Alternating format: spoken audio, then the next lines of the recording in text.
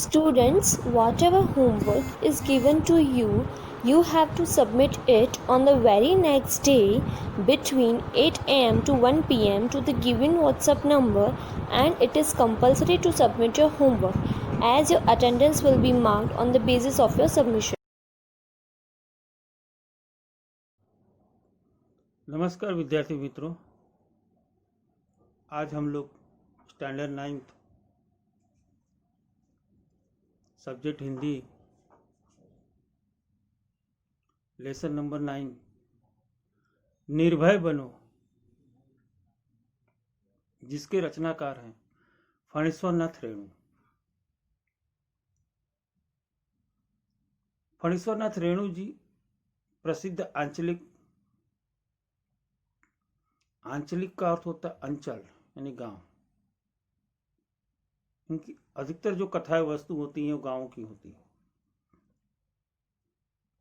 ऐसे रेणु जी का जन्म बिहार में, जो वर्तमान में बिहार के पूर्णिया जिले के ओराही हिंगना गांव में हुआ था। इनकी जो शिक्षा दीक्षा जो है विराटनगर, जो नेपाल तथा वाराणसी में हुई। इन्होंने भारत तथा नेपाल के स्वाधीनता आंदोलन में सक्रिय भाग लिया तथा कारावास भोगा। इन्होंने रेणु जी की रचनाओं में उनका जीवन अनुभव मुखरता है, मुखरित होता है, दिखाई देता है, झलकता है। जीवन की स्वरूपता कुरूपता को मानवीय सहृदयता तथा पूर्ण तटस्थता के साथ उन्होंने अपनी रचनाओं में व्यक्त किया। उनकी भाषा में लोक बोलियों के शब्दों का प्रयोग ध्यान आकर्षक है। भाषा में ताजगी और नयापन है। मैला आंचल, परिकथा, जुलूस, पलटू बाबा रोड, कितने चौराहे आदि उनके प्रमुख उपन्यास तथा ठुमरी, अग्निखोर जैसे उनके प्रमुख कहानी संग्रह। भारत सरकार ने उन्हें पद्मश्री की उपाधि से भी सम्मानित किया। यह अंश जो है उनके उपन्यास कितने चौराहे के 7वें प्रकरण से लिया गया, 7वें भाग से लिया गया है। विद्यार्थी जीवन में ही मानवीय सामाजिक मूल्यों के प्रति कथा नायक मनमोहन को कैसे सुझाव होता है, इस अंश में उसका चित्रण है। शिक्षक इस पाठ से निर्भयता के गुण का विकास करने का प्रयास करेंगे। निर्भय बनो, जीवन में हमेशा निर्भय बनो, सत्य का साथ दो। तो ज्यादा समय लेते हुए नहीं, हम लोग लेसन को शुरू कर लेते हैं। प्रियव्रत, जिसका उपनाम राय मैट्रिक में पढ़ता है। स्कूल के सभी लड़के और मास्टर उसको प्यार करते हैं।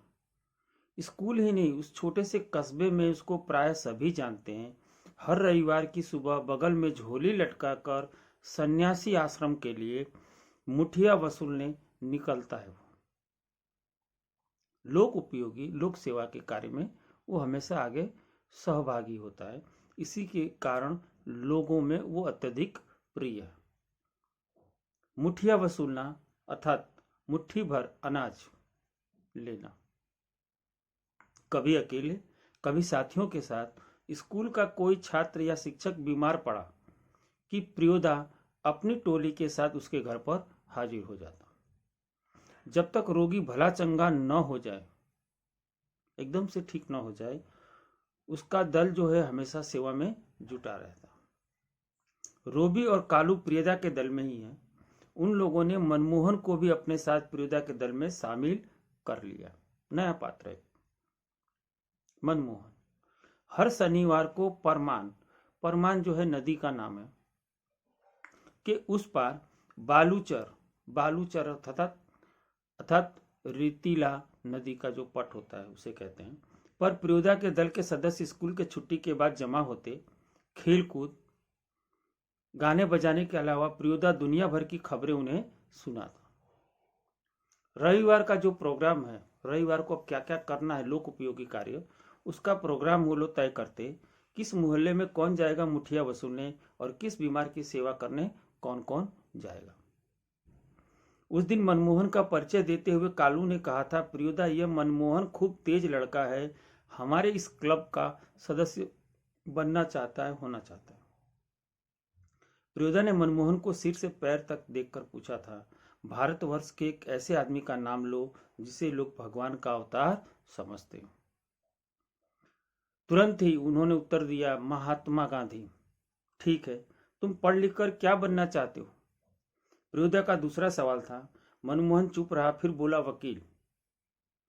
सभी उसके इस उत्तर से ठठाकर हंसने लगे। ठठाकर हंसना, जोर जोर से हंसना। लेकिन प्रियोदा गंभीर ही रहे, बोले, ठीक है, बीमार लोगों की सेवा करना जानते हो?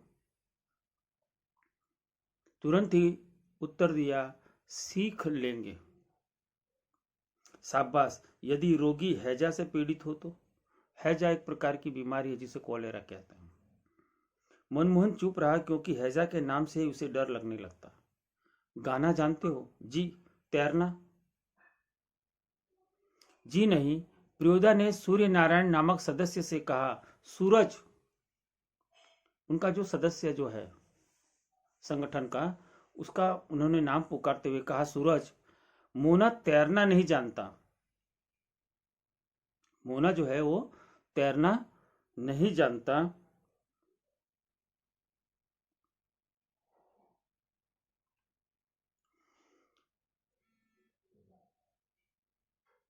सीख जाएगा। उत्तर तुरंत ही दिया, एक दिन उठाकर पानी में फेंक दूंगा, खुद तैरने लगेगा। सभी हंस पड़े इसके उस उत्तर से। सूर्य नारायण पढ़ने में कमजोर है, लेकिन उसका शरीर मजबूत है। रोज 100 दंड बैठक करता है। उसके साथी सूरज पहलवान कहते हैं, दल के सदस्यों को तैरना सिखलाना उसी का काम है। उस दिन सभी ने नए सदस्य मोना यानी मनमोहन से गीत सुनने की इच्छा प्रकट की। मनमोहन पहले तो लजाया, शर्माया, किंतु जब प्रियोदा ने आग्रह किया तो उसने खखार कर गला साफ किया। कौन गीत गाए हुआ सोचने लगा और फिर उसने शुरू किया, राम रहीम न जुदा करो भाई, दिल को सच्चा रखना जी। गीत समाप्त होने के बाद प्रियोदा बोले, वाह, बहुत मीठा गला है तुम्हारा। कालू, तुम प्रभात फेरी अर्थात प्रभात में किया जाने वाला फेरी, जो लोग हैं प्रभात में सुबह में निकलकर फेरी करते हैं, कुछ भजन गाते हुए, कुछ बजाते हुए, उसे प्रभात फेरी कहते हैं। प्रभात फेरी वाले दोनों गीत मोना को सिखा देना। सूरज पश्चिम की ओर झुक गया। बालू चर पर, रेती का जो पट था उस पर लाली उतर आई। परमान की धारा पर डूबते हुए सूरज की अंतिम किरणें झिलमिलाई। पखेरु पक्षी दल बांधकर बांस वन की ओर लौटने लगे। पक्षी सभी अपने घरों को लौटने लगे। प्रियोदा के दल के सभी सदस्य पंक्ति बांध कर लौटे। पुल के पास एक गाड़ीवान तन्मय होकर, मग्न होकर गीत गा रहा था, भोला गरीबक दीन पहिया हरब, भोला गरीबक दीन। सूरज ने भी उसी सुर में सुर मिलाकर गाना शुरू किया, एक टाजे लोटा छल बेटा छल तीन पनिया, पीबत काल लोटा छेलक छिन। तभी कृत्यानंद झा ने कहा, विद्यापति की लाचारी है, लाचारी है लाचारी, और तभी ठाए ठाए की आवाज आती है। विद्यापति एक मैथिली कवि थे। तभी ठाए ठाए की आवाज आती है। बालूचर के उस पार किसी ने फायर किया है।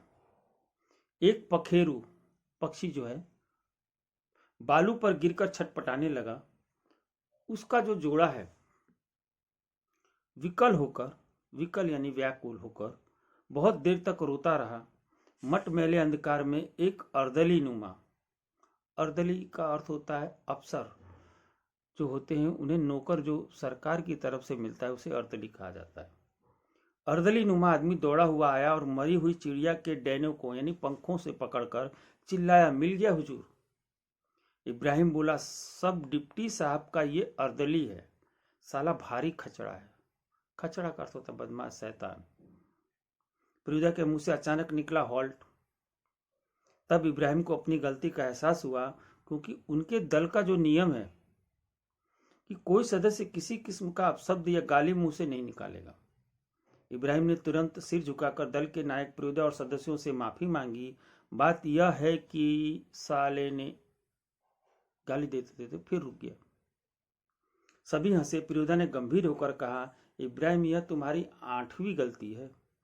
10 होते ही हम तुम्हारे साथ नहीं रहेंगे, तुम्हें अपने सदस्य से अलग कर देंगे।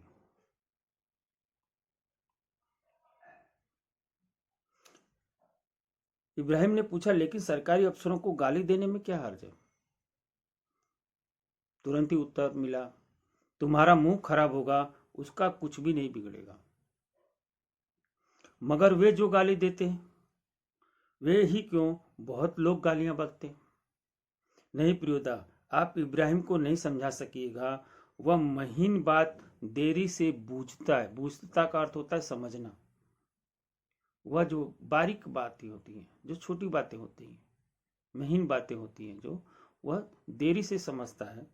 मैं समझा देता हूं। देखो इब्राहिम, यदि क्लब का मेंबर रहना है तो इसके रूल्स को तुम्हें मानना होगा।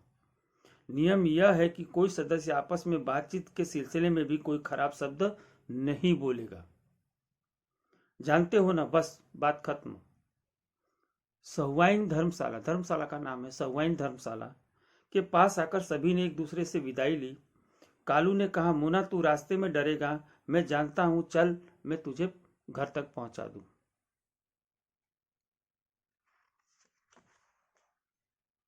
प्रियोदा ने कहा, मोना डरता है, मैं उसे पहुंचा दूंगा, तू घर जा कालू।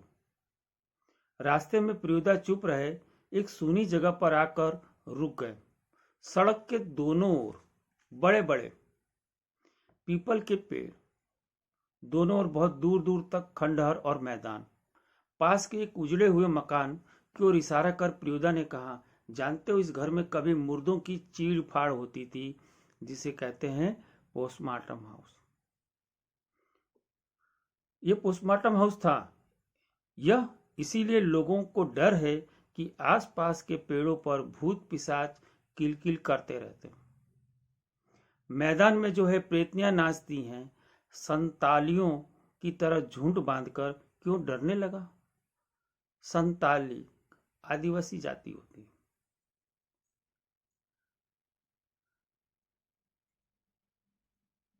अकेले यहां आ सकते हो? जी नहीं।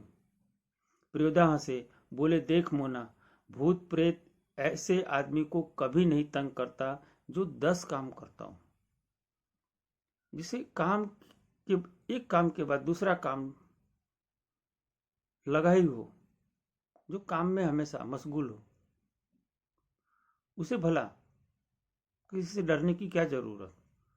तुम्हारी उम्र में मैं भी डरता था।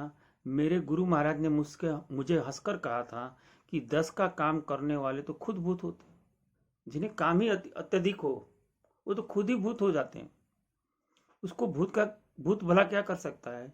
चलो शुरू करो वह गाना, राम रहीम ना। मनमोहन गाने लगा, राम रहीम न जुदा करो भाई, दिल को सच्चा रखना जी।